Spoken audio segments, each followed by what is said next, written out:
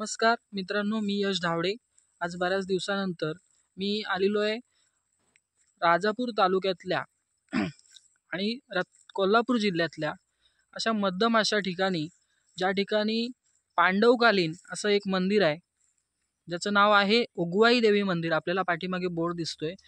आणि याचा असा इतिहास आहे की जेव्हा पांडव इथून अज्ञातवासात होते त्यावेळेला ते इथे येऊन गेले आणि हे मंदिर जे आपल्याला पाठीमागे दिसतंय, हे मंदिर त्यांनी बांधलं.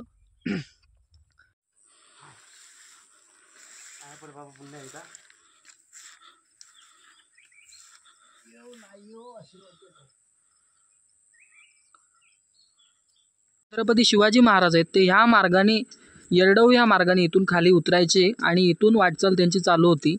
तर हे मंदिर पुरातन मानलं जातं. ह्या भागामध्ये वन विभागाचा असा पहारा असतो. या विभागामधलं एकही झाड, एकही फांदी तोडली जाऊ शकत नाही. की कसं मंदिर बांधलंय, कसं मंदिर या ठिकाणी आहे. खूप पुरातन काळातलं हे जे आपल्याला दिसते ते मंदिरात जाताना वाकून जावं ही आपली संस्कृती असते. त्याच्यामुळे हे असा गाभारा आपल्याला दिसतोय. खाली शंकराची पिंड आहे आणि वरती ह्या देवी देवता आहेत. ज्या वेळेला अनुस्कुरा या गावाचा शिमगा असतो त्यावेळेला आई निनाई देवी, माझ्या गावची ग्रामदेवतेची बहीण, ही इथे भेटण्यासाठी येत असते.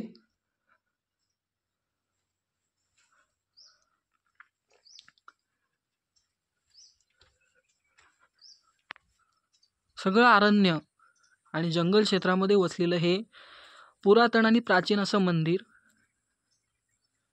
मागे आपण बघू शकता की या ठिकाणी हा जो अनुस्कुरा घाट आहे, या मार्गी शिवाजी महाराज यायचे असं सांगितलं जातं किंवा म्हटलं जातं. इथून मागे बरीच गावं आहेत. कारवली असेल, करक असेल, पांगरी असेल.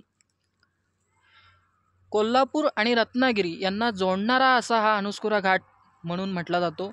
आणि बऱ्याच प्रमाणात मोठीच्या मोठी वाहतूक या घाटाला असते.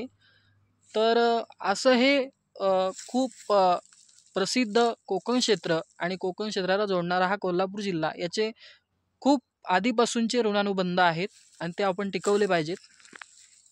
आणि माझे काका जगदीश धावडे हे सुद्धा माझ्याबरोबर आलेले आहेत, सोबतीला आलेले आहेत. त्यांचं असं म्हणणं आहे की मला जंगलाची भीती वाटते, असं त्यांचं म्हणणं आहे.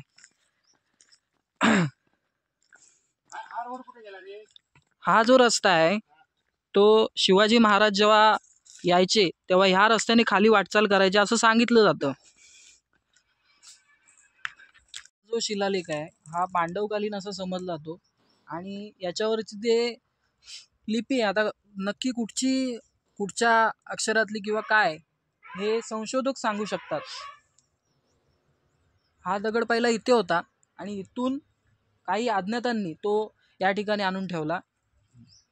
मागे आपण बघू शकता, इथे मागे अनुस्कुरा घाट आणि अनुस्कुरा घाटातून जाणारी वाहतूक इथून आपण बघू शकता. आणि पूर्वी ज्या वेळेला गाडी नव्हती किंवा काय नव्हती, वाहतूक नव्हती, त्यावेळेला ही वाटेचा उपयोग येण्या जाण्यासाठी केला जायचा.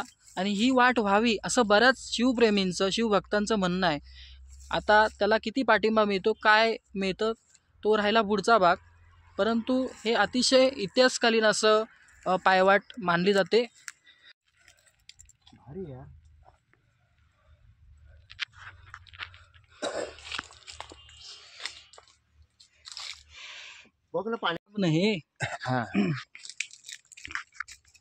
हे उगवाईचं मंदिर हे पांडवकालीन मानलं जातं.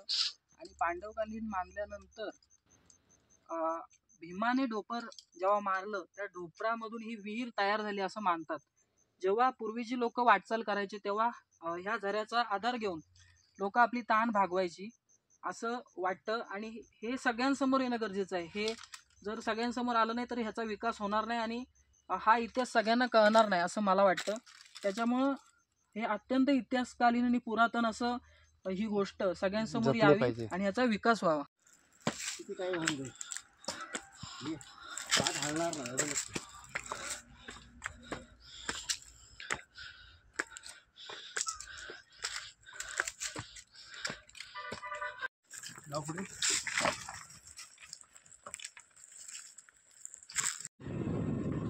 तर मित्रांनो, तुम्हाला हा व्हिडिओ कसा वाटला हे कमेंटमध्ये नक्की सांगा. लाईक करा, शेअर करा आणि हा व्हिडिओ जास्तीत जास्त लोकांपर्यंत पोहोचवा, जेणेकरून माझं चॅनल जास्तीत जास्त लोकांपर्यंत पोहोचेल. धन्यवाद.